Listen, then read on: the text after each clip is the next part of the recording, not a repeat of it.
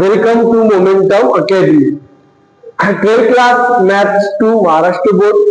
Chapter 1 Differentiation. Exercise 1.2. Type number 8. Problem number 4. Cos inverse in bracket 3 cos 3x minus 4 sin 3x divided by 5. Solution: y is equal to cos inverse 3 cos 3x minus 4 sin 3x divided by 5. Okay. तर आता इथे आपल्याला काय करावं लागेल की y equal to cos inverse in bracket 3. आता 3 cos 3x minus 4 sin 3x divided by 5 आहे. तर वर प्लस मायनस चं रिलेशन आहे दोन फंक्शन मध्ये डिवाइड 5 आहे. असं जर असेल तर आपल्याला काय करता येते का 5 दोन्ही फंक्शनला डिवाइड मध्ये देता येते. ओके. तर मग इथे काय करू आपण 3 divide 5 cos 3x minus 4 divide by 5 sin 3x. आता या ठिकाणी आपल्याला प्रॉब्लेमला काय करावं लागते पुट करून सॉल्व्ह करावं लागते. ओके. तर पुट करायसाठी आपण काय घेत असतो काय तर 3/5 cos 3x minus 4/5 sin 3x. Okay. तर इथे cos 3x आहे तर मी तर sin बी पुट करू शकतो 3/5 साठी 4/5 साठी. ओके. cos सुद्धा पुट करू शकतो.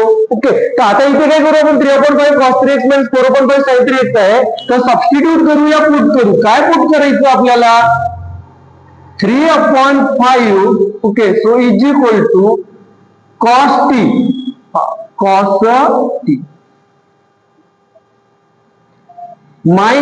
and किंवा कॉमा घेऊ आपण किंवा इथे अँड लिहू 4/5 so is equal to sin t.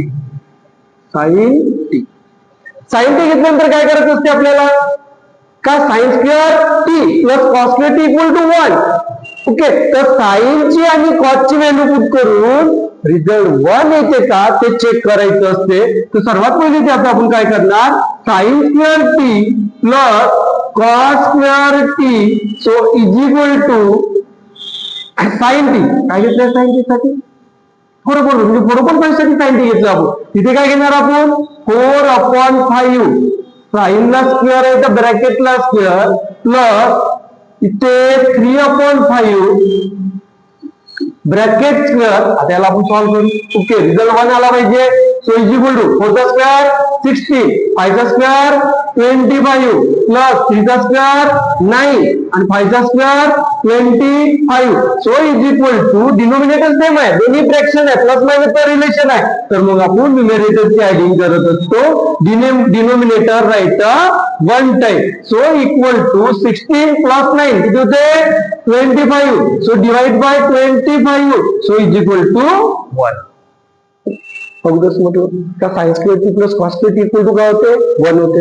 Okay. तर आपण साइन आणि कॉसच्या ओके जसं 3/5 साठी मी कॉस टी घेतला 4/5 साठी साइन टी घेतला तर साइन टीच्या ठिकाणी मी 4/5 ब्रॅकेट स्क्वेअर कारण साइन ला स्क्वेअर आहे प्लस 3/5 ओके cos साठी घेतला आपण ब्रॅकेटला स्क्वेअर तर 4 चा स्क्वेअर 16 5 चा स्क्वेअर 25 प्लस 3 चा स्क्वेअर 9 5 चा स्क्वेअर 25. डिनोमिनेटर सेम आहे. ओके. तर numerator adding 16 plus 9 divide by 25 16 plus 9 म्हणजे 25 divide by 25 equal to 1. Okay. Equal to 1. त्यानंतर काय करायचं असते आपल्याला का tan t equal to sin t आपण काय करू आपण इथे cos t करू. कशाचा फॉर्म्युला झाला tan t चा फॉर्म्युला झाला पहा tan t चा फॉर्म्युला. आता इथे व्हॅल्यू कुठे करा sin t किती आपल्याकडे 4/5. ओके. त्याच्यानंतर cos t किती आपल्याकडे 3/5 so equal to okay 4/5 divide 3/5. Okay. 1 2 3 4 4 नंबरची संख्या फर्स्ट नंबरवर येते सेकंड नंबरला कॅन्सल करते आणि थर्ड नंबरची संख्या सेकंड नंबर मल्टिप्लाय करते म्हणजे आपला रिझल्ट काय आला पाहिजे ते 4 डिवाइड बाय 3. ओके. आलं लक्षात काय केलं आपण त्या ठिकाणी तर tan t चा फॉर्म्युला म्हणजे tan t equal to sin t upon cos t. तर sin t ची व्हॅल्यू किती आपल्याकडे 4/5 म्हणजे 4/5 साठी आपण sin t घेतला म्हणजे 4/5 ची व्हॅल्यू काय झाली, sin t झाली. बरं sin t ची व्हॅल्यू काय झाली, 4/5. ओके, तर मग इथे काय केलं आपण, sin t 4/5 divide cos t 3/5. 1 2 3 4 4th number multiply first number. Okay, तर 5 5 सेम झाले, numerator denominator get cancel. Third number multiply second number, म्हणजे आपला रिझल्ट कितीला, tan theta. Okay, tan t equal to 4/3. आता इथे आपण tan t असं लिहू शकतो, tan t. Okay, so t is equal to tan equal to तिकडे गेला तर इन्व्हर्स मध्ये येते 4/3.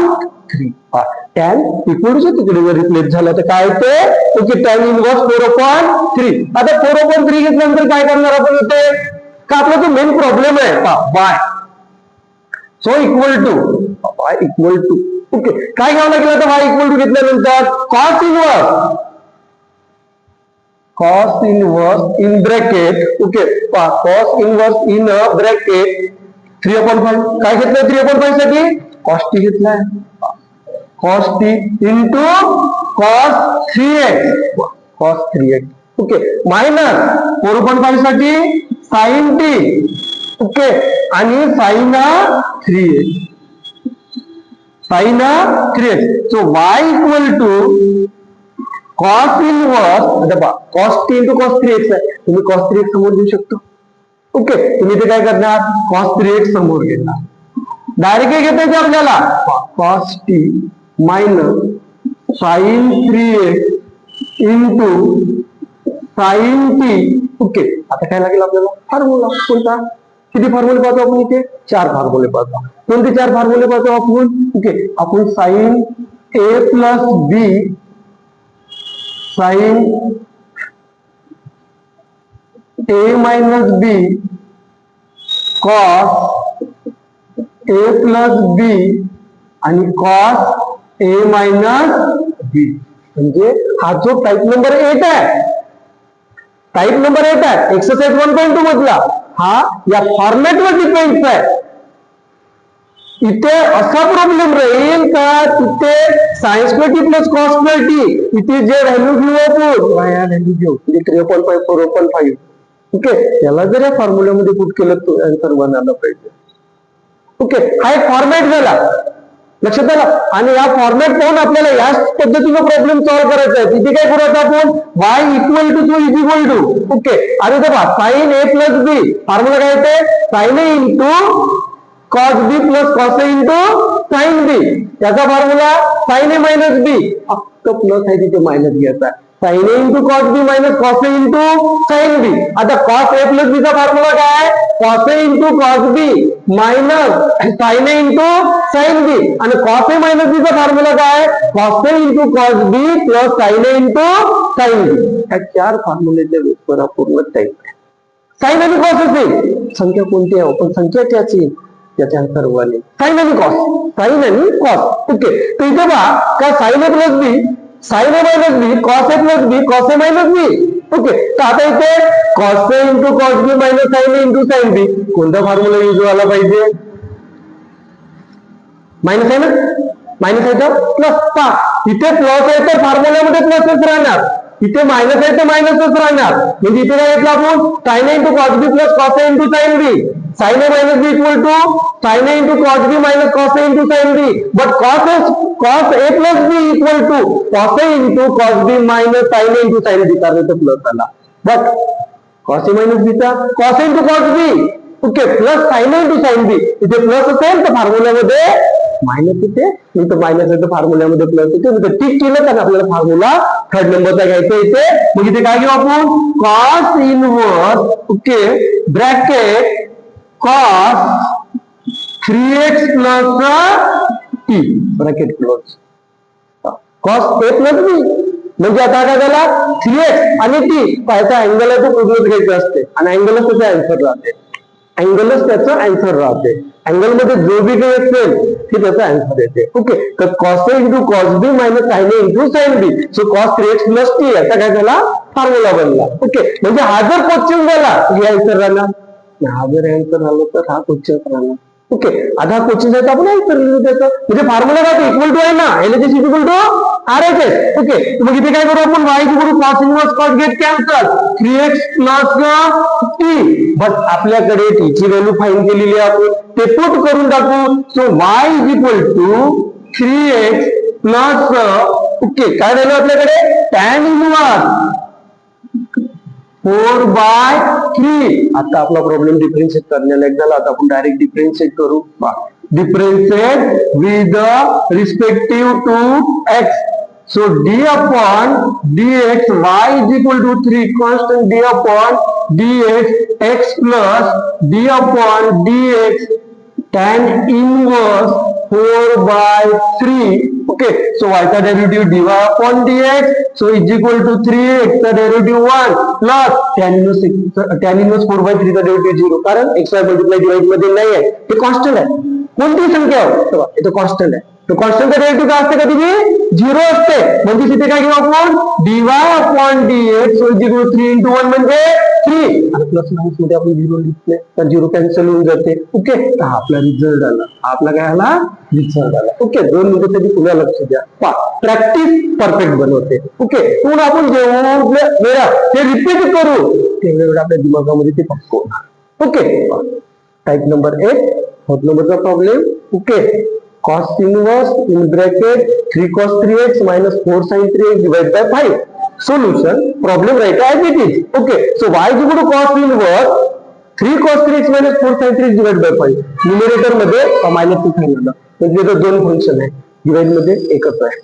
ओके, मग काय करायचं असते आपण, 3/5 3/5 cos 3x. तुम्ही ते क्वेश्चन विचारू शकता. कोणता क्वेश्चन विचारू शकता बेटा, 3 into cos 3x divided by 5 लिहिता. मल्टिप्लाय मध्ये किती काही संख्या राहिल्या आणि डिवाइड मधलं जर आपल्याला त्याला ठीक आहे डिवाइड मध्ये द्यायचं असेल तर ते कोणत्या एका याला या पूर्ण मिळून एका याला द्यायचं असते. 3/5 एकाच याला दिला, याला दिलं का नाही दिला. बट हा तर एकटाच आहे, मी तर दोन्ही याला दिला. फंडामेंटल नॉलेज बेसिक लक्षात घ्या. आपण मॅथ्स शिकतो, बेसिक लक्षात घ्या. ओके, का इथे 5 कधी देता येईल का, मल्टिप्लाय मध्ये फक्त एकच वेळा द्यावा लागते. कोणाला याला मी देऊ शकतो, याला नाही देता येणार, नाही तर मी दोन्ही मिळून कंबाईन. पण आपल्याला गरज कशाची आहे, याला सेपरेट करायची आहे. सेपरेट म्हणजे मल्टिप्लाय मध्ये 3/5 cos 3x त्याच्यात मल्टिप्लायचं रिलेशन आहे. मायनस इथे सुद्धा 4/5 sin 3x. So put 3/5 equal to cos t and 4/5 equal to sin t. Okay, so sin square t plus cos square t put केल्यानंतर ओके इथे एक तर 3/5 साठी आपण काय पुट करू शकतो, sin पुट करू शकतो किंवा cos पुट करू शकतो. ओके, आणि त्याच्यानंतर 4/5 साठी sin किंवा cos दोन पैकी एक, पण सारखं पुट करायचं का, 3/5 साठी cos t पुट केला तर 4/5 साठी sin t. आता तो अँगल कोण होता, x होता ना, 3x sin होता आहे बरोबर. इथे वेगळा घ्यायचा कारण आपण पुट करत आहोत t घेतला इथे. ठीक आहे, sin square t plus cos square t is equal to 4/5 bracket square plus 3/5 bracket square, so is equal to 4 चा square 16, 5 चा square 25 plus 3 चा square 9, 5 चा square 25. पुन्हा डिनोमिनेटर सेम आला, न्यूमरेटर आहे 2, डिनोमिनेटर राईट 1 टाइम. तिच्या प्रोसेस केल्या त्याच पद्धतीचा प्रोसेस इथे पहा. 16 plus 9 divided by 25. Okay, 25/25 equal to 1. त्याच्यानंतर tan t is equal to sin t upon cos t. हा एक फॉर्म्युला चेक केला आपण पायथागोरस आयडेंटिटीज. आता tan t is equal to sin t upon cos t. तर sin t ची value किती आहे, 4/5. cos t ची व्हॅल्यू 3/5.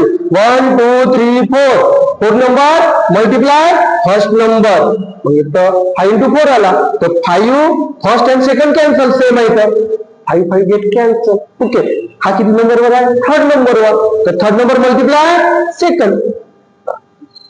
समजून घ्यायचं, नाही समजलं विचारायचं. Okay, tan t is equal to 4/3. तुम्ही tan जर इक्वल टू तिकडे रिप्लेस केला कोणती जसं साइन कॉस टॅन. ओके, तर आपण इक्वल टूच्या तिकडे रिप्लेस केलं तर काय होते, इनव्हर्स बनते, आणि इकडे आणलं तर इनव्हर्स कॅन्सल होते. Okay, tan t is equal to 4/3 tan inverse 4/3. So y is equal to cos inverse in bracket cos t. आता cos t कुठून माहिती आहे तुम्हाला, 3/5 च्या ठिकाणी मी cos t घेतला, cos 3x minus sin t.